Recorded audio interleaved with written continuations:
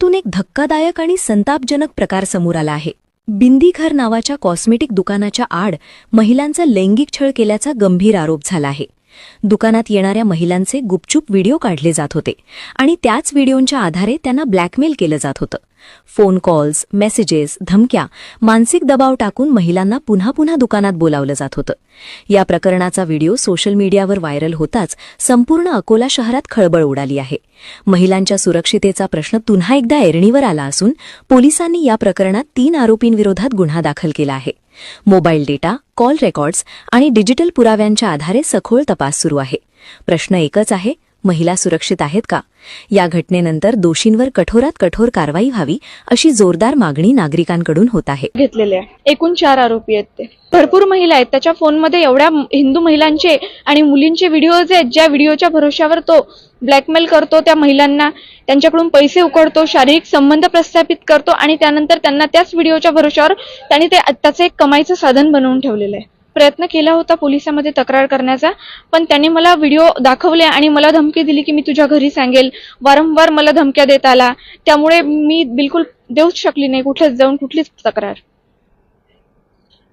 आहे परिबिंदीघर, तिथे मी पार्लरचं सामान वगैरे घ्यायला जायची. त्या ओळखीमधनं त्यांनी मला त्याच्या ग्रुपमध्ये जॉईन केलं.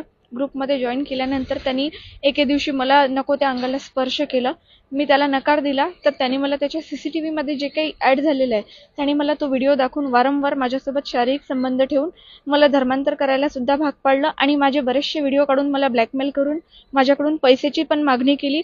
आता मी पैसे देऊ शकत नाही, त्यामुळे त्याचं ते प्रकरण जास्तच वाढलं. त्याचं म्हणणं होतं, तुला जर हे प्रकरण दाबायचे तू आमच्या धर्मात ये, मुस्लिम धर्म स्वीकार कर. मी ते सर्व नाही ऐकलं, त्यामुळे त्यांनी मला मारायचा पण प्रयत्न केला.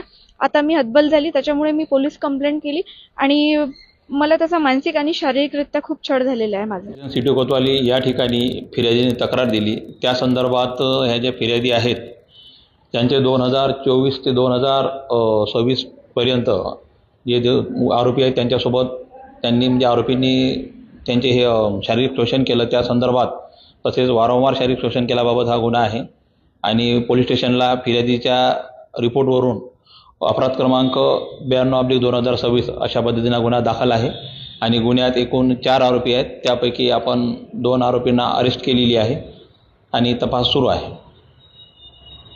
गुन्ह्यातील जे 2 आरोपी आहेत त्यांचा आज आपण PCR घेत आहोत. तपास अधिकारी आज माननीय न्यायालयात PCR घेण्यासाठी रवाना होत आहे.